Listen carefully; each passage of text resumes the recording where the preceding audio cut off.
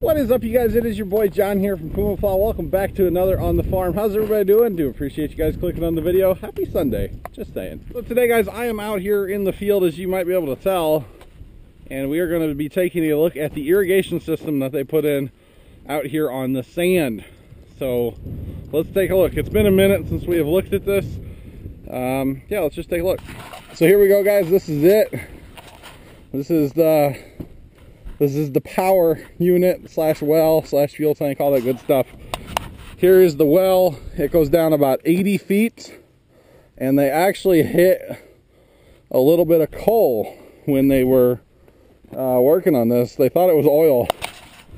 Yeah, they thought it was oil when they hit it, but it was some coal. The old legend is that this used to be a riverbed back in the day through here, because all the rock that they pulled up was real smoothed over, you know, like it had been down a river, which wouldn't surprise me that this was riverbed way back in the day, because there's two rivers not that far from us, so that kind of makes sense.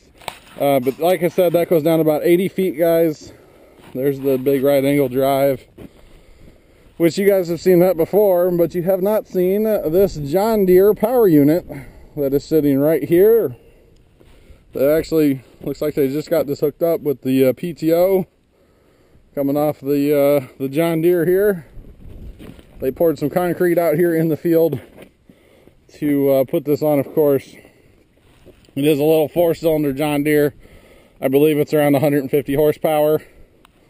I could be wrong, give or take a little bit, but I'm pretty sure that's what I heard, was it was going to be around 150 horsepower.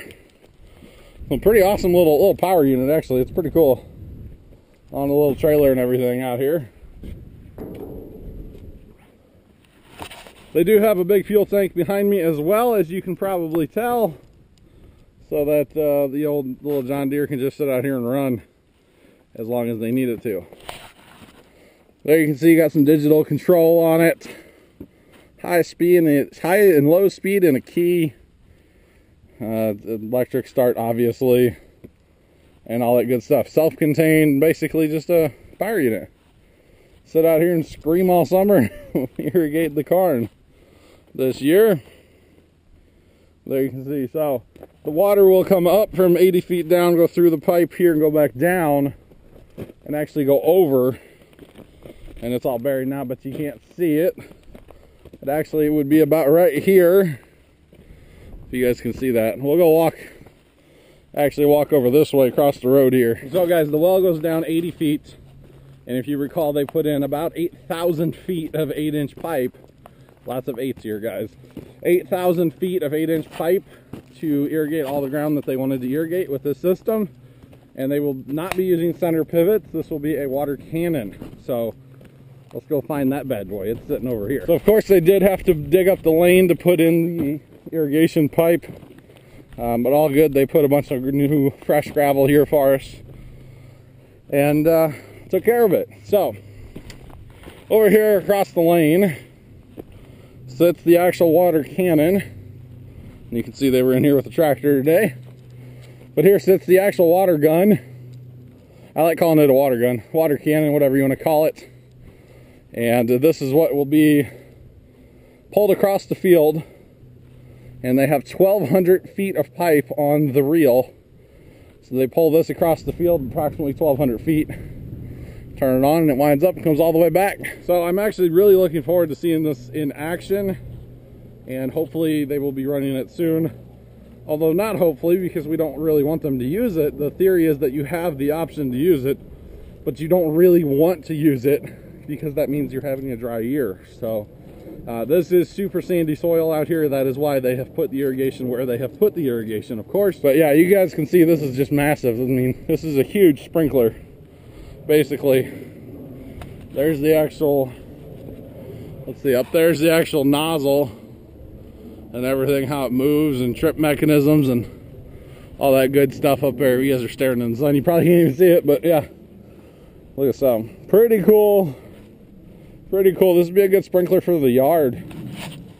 What do you guys think? This would be a good sprinkler for the yard at home? I think that would work out quite well, actually. So here's the actual monster reel with the 1,200 feet of pipe on it, and yeah, I can't describe how big this thing is. It's at least 12 foot tall, probably. At least, if not taller. Got some huge tires on it. Pretty good size. And I think the theory here, and I'm not 100% sure, but I think the theory is, you guys can actually see underneath there's like a foot. And I think that foot is actually going to hydraulically set on the ground and pick the whole reel up. And the whole reel is going to turn and face the way across the field that it would go with the water cannon. Right there. You pull the water cannon out, and you should be good to go. Well, let's just do a little walk around. Got a huge hydraulic jack on it, of course, because you're not gonna, you know, do that manually. That'd just be gross. And yeah, so I'm assuming you hook up your input pipe there, or it runs across over there. Either way, this would be your input, and then goes through all this stuff, and there's hydraulic controls for days and all that stuff. You see the input pipe goes right into the center of the reel. It's just massive, guys, just massive. This thing is going to be awesome to see in operation. It's got big hydraulic feet that actually go down into the ground, I'm assuming, to anchor this bad boy. Because if you think you're pulling 1,200 feet of pipe back in with this, with the gun attached, you're going to need to anchor it down pretty substantially, I would assume. So the water cannon will hook up down here. You can see the pipe down there where the water cannon will actually hook. And then I believe to transport it from like spot to spot, you'd actually hang the water cannon here, is what I'm assuming. I don't know. I'm really not totally sure on this. I'm just kind of guessing, basically. But yeah, just you guys can tell how big that thing is behind me. I'm about 6 foot tall. And, well, yeah, I'm not even halfway up it. So it's like 12, 13 feet tall. By the time you get all the way up to it, it's ridiculously big and awesome. It is very cool. Like I said, I can't wait to see this actually run. I will have to film it with my drone when I can. Here we are at one of the risers, as they call it. So underneath here is the 8,000 feet of pipe. You can see when they planted the corn, they left a driveway basically through here, so they can get from spot to spot. They're about 300 feet apart, precisely 300 feet apart, because this cannon covers 150 feet total. So you'd 300 foot, you know, math. So they put like an adapter thing on there that they actually clamp it to it first. That's a metal riser, by the way. You clamp it to it, and then it opens up so you can get your water and then hook to the input pipe for the actual reel. But it is just insane seeing this pipe, and there's 1,200 feet of it on there, and you can see how big this pipe is. I mean, there's no way I can get my hand, you know, even halfway around it. But it's like a flexible pipe, and it is just massive. Everything about this system is massive to me, and I think it's really cool. And I'm looking forward to seeing this in operation very, very soon. You can see here's a big lay flat hose. I'm assuming this is going to be the hose to hook it up to the riser, to the adapter for the riser. So they'll have that to run it.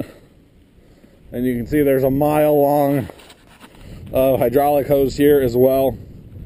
Because like I was saying before, you're going to hook this up to your tractor, and you're going to leave the hydraulics hooked to your tractor, I'm assuming here. I can only assume. That's why there's so much hose there. You leave the hydraulics hooked to your tractor, and then your tractor's going to sit here, and you're going to go back to your control, and you're going to use the controls to turn the whole thing and point it down whichever way you need to go. The reason they put the irrigation where they did was they can water this entire field. They can go 1,200 feet to the right, 1,200 feet to the left, and it goes all the way down to the end of the field. This was the field here. This field that I'm standing in used to be Grandpa's back in the day. This is a 100-acre field out here, and they will be able to water all of it with this water cannon. Obviously not at once, We've been told that it takes roughly 8 hours if you pull out all 1,200 feet, and I think you're putting 1.5 inches or 2 inches of rain down. It'll take 8 hours. So they'll be able to do 2 in a day and not have to come out here and move it in the middle of the night. Of course, you really wouldn't want to do that. So if you think about how many risers there are, so you go 1, and then, you know, say you want to water everything, which really to my right over here is better dirt. The farther out here you go, the sandier the soil gets.